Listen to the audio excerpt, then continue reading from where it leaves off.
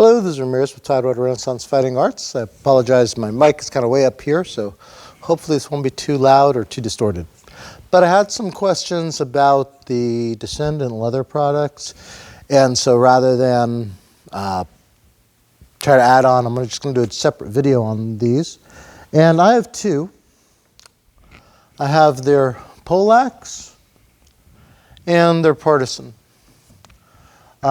These are the 80-inch models, so they're roughly the same height. That's just how they do it. They change lengths of the shafts to match. They have a shorter length and they have a longer length. Someone had asked me, they're like, well, I'd like to have one that's a little bit longer. These are all set with Chicago screws, so I'm just going to move these up to the camera just kind of see how they're assembled. The screw goes all the way through to the plastic. And these are removable, so if you want to replace the haft, you just have to unscrew these, probably re-drill a couple of holes. You can probably put whatever length of shaft or change of wood that you want. One of my fellow practitioners, he had broken his, so he had replaced the haft, and that's fairly easy to do. I'm going to come back up to the camera to kind of show you how these are basically constructed. There is a hard plastic piece that gives it its general form.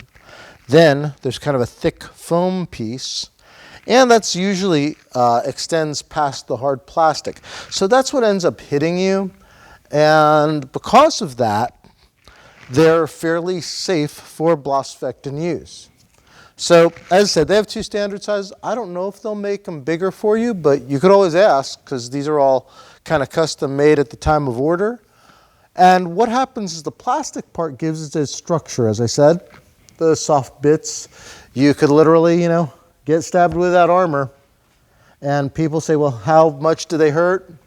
Since you're not really this is a little bit stiffer, but one of the things I've noticed about the partisans is that when they hit, they have pretty good flex. Sometimes they bend a little bit, but they're pretty easy to straighten out.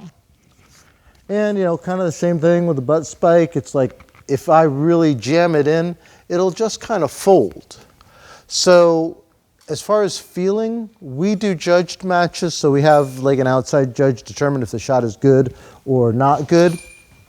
But as far as feeling it, we generally can feel it, but sometimes probably in the heat of battle, if that flexes, you might not notice it, but the judge will generally call it.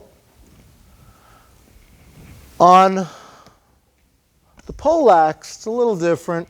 This can flex a little, but it's usually just at the points that you'll get that little bit of flex. The head, not so much. It's fairly wide head. That's certainly way thicker, probably close to the same thickness of a nylon sword.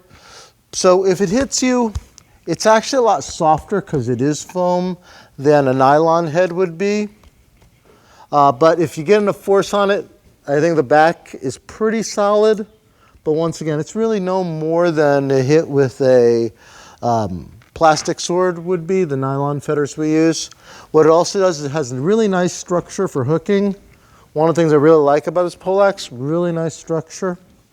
The downside is in comparison to some of the ones we use in harness, this angled head is really huge. It's really more so like it should be for a much larger pole weapon. Most of the heads, if you look at Arms and Armor and some of the other reproductions, for poleaxe, that head's pretty big.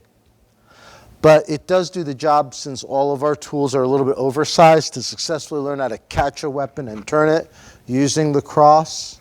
The only real disappointment I have with the poleaxe is that there's no guard right up here. Normally there's a rondel guard here.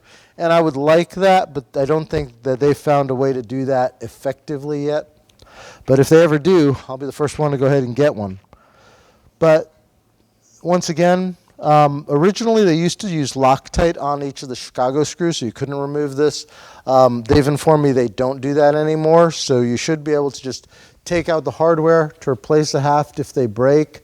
Do they break? Yes.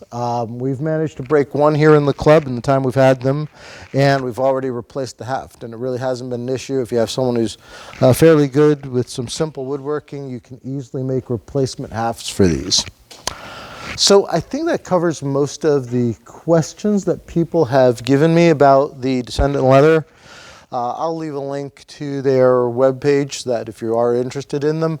I believe these run either 160 or 165. Some of their other designs are a little more expensive. Some of their shorter weapons are less than that, but we really go to them for the pole arms. And what we use these for largely is when we're training in harness, these are a safer alternative to practice in Blossfechten while working those techniques till we get to the point where we're doing things in harness.